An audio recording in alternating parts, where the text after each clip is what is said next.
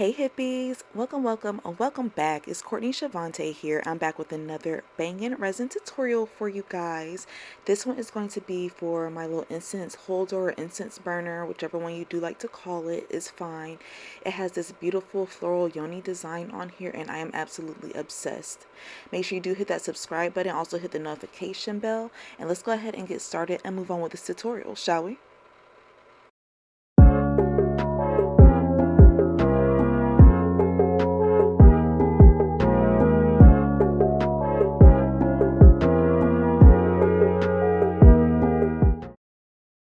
So to start off, I do have my mold here and I'm just going to take this black resin that I have.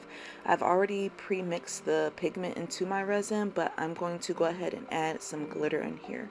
This is 10 milliliters of black resin. However, it isn't going to take the full 10 milliliters to fill this rim. But you do want to go ahead and start pouring this rim to fill it. Do get in there with your stir stick to make sure no bubbles get trapped inside those tiny little spaces. And then just go ahead and make sure that it is completely filled. Spray any alcohol if necessary to pop any bubbles once you do have that filled. And then you just want to go ahead and allow this some time to cure.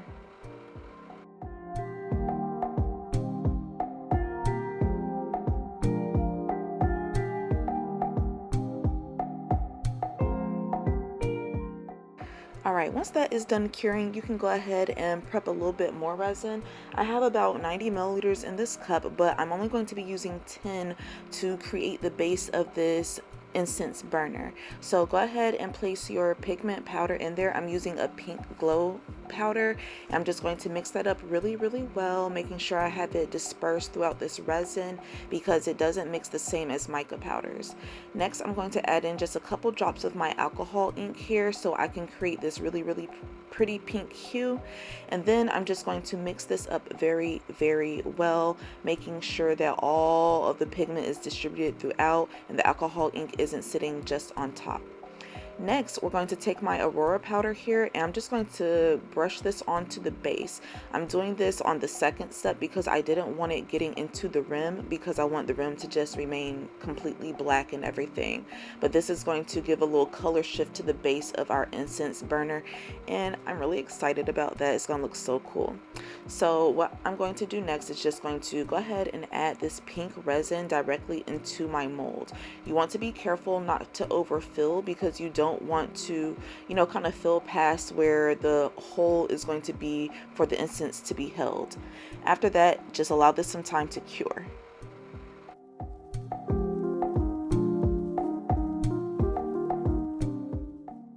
Once everything's nice and hard, you're just going to go ahead and wiggle this from your mold. Remember to bend the mold, never the resin. And now we can go ahead and get started with painting our etchings. So I'm going to be using a black acrylic paint to paint the etchings on here because I feel like it's really going to look good with the black rim and it's really going to pop the way I want it to. So just take your paintbrush and push the paint directly into the etchings, making sure that you're really pushing it in there and you have a nice even layer in those etchings, especially in the area where the etchings are a bit larger. It can be a little bit more difficult to make sure the paint is staying in there, especially when you're wiping and everything after it gets dry. So just be mindful of that. Try to create an even layer and try to make sure there aren't any bubbles sitting within the etchings that are going to kind of give it a weird look later. So after you finish, wiping all of this through, you're going to allow this paint some time to completely dry because you want the etchings to really hold that acrylic paint for you.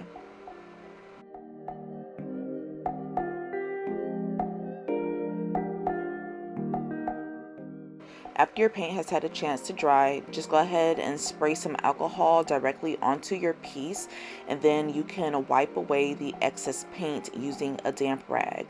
The rag that I'm using is damp, but it's not damp enough to leave any moisture marks behind. That is very important because you don't want the rag to be so wet to where it starts dragging the paint around and it starts creating a mess and you know, kind of undoing the waiting that we did for the paint to dry essentially. So you just want to make sure that it's slightly damp enough so that way it can actually pick up the excess paint off the smooth parts and nothing within those etchings. If you do happen to have any issues where it is wiping off the paint and the etchings, no problem at all. Just get back in there with your paintbrush and everything and add a little bit more paint and then allow that to dry, and just repeat the process until you're happy with how your etchings look. So I'm just going to continue, you know, wiping this off and everything. If you guys are really enjoying this mold, make sure you do check out my Etsy shop. I do have this mold available for you, and I also have a tray version as well, so you can create a cute little set if you feel the need to. Alright, so what I'm doing now is I'm taking a Q-tip because this mold is rather small and it does have like a lot of little edges and smaller points and everything. I'm using a Q-tip or cotton swab just to get into those fine, smaller parts and everything. And then once I have everything removed, we can go ahead and move on to our next step, which is going to be doming.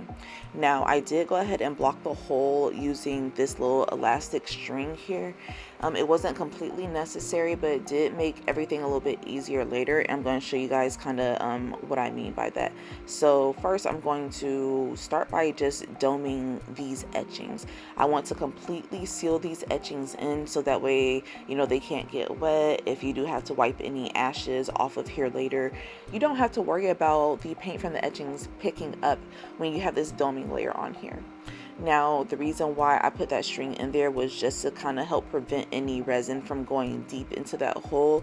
However, it did end up flowing a bit, so I would totally recommend using some liquid latex instead. I was just trying to be lazy and try to find a little different method, but it did help out a bit. It wasn't completely useless. Alright, so yeah, just continue spreading this resin around. You want to create a nice even layer. Make sure there are no bubbles because this is going to be our very last layer here, and you don't want any imperfections or anything like that. So make sure you are getting around into those tiny little corners where the bubbles tend to form and things like that. Don't be afraid of dipping your stick back into the resin cup just to add a few more drops where necessary, and just add it in bit by bit.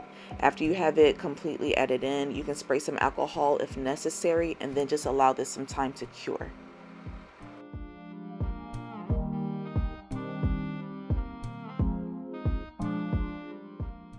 Alright, everything is nice and cured, so now I'm just going to remove this little elastic piece from out of here. As you can see, it did kind of seep through a bit, so no worries here. We're still going to use some rubber bumpers, but this is why I did say to add the liquid latex, so you don't have any issues with that.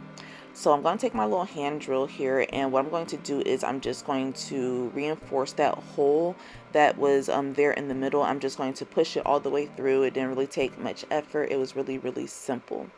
Now you're just going to go ahead and kind of clean that part off. I'm going to use a alcohol wipe to get the excess dust off and just kind of clean around that hole, make sure it's nice. When I was cleaning the back, I realized that the edges on here were kind of sharp, so I'm going to just grab my sanding sponge, sanding block, whatever you call it. I'm going to sand at those sharp edges, making sure I, you know, make them very smooth, so that way you don't have to worry about anyone cutting their fingers or any furniture getting damaged or anything like that. So I'm just going to smooth these out really well, making sure that I get all those little tiny spaces and cracks. And then I'm going to go through with that same alcohol pad, removing all the excess dust and things like that. So that way we can go ahead and make sure it's nice and clean. Now you do want to make sure that you clean the bottom surface of it and everything, because we're going to be adding rubber bumpers. I have these available on my my Amazon storefront, so you can check them out. They're only like $5 or $6 for a big pack. I'm just going to add these onto the corners. I did end up adding 4 instead of just these 3 to make sure that they were nice and even. And then I'm just coming through using my black light so that way I can charge the pigment, and that's what's going to give that glow pigment a really vibrant glow, so that way it'll be ready to go.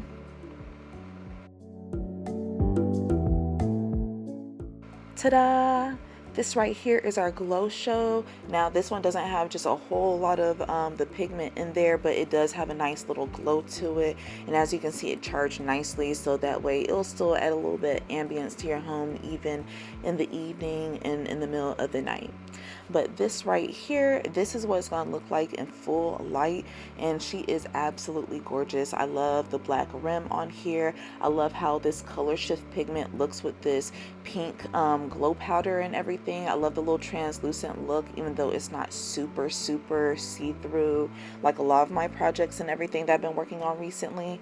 I love this floral Yoni design. Like, I am all about, you know, feminine power, feminine care, holistic care, all of that.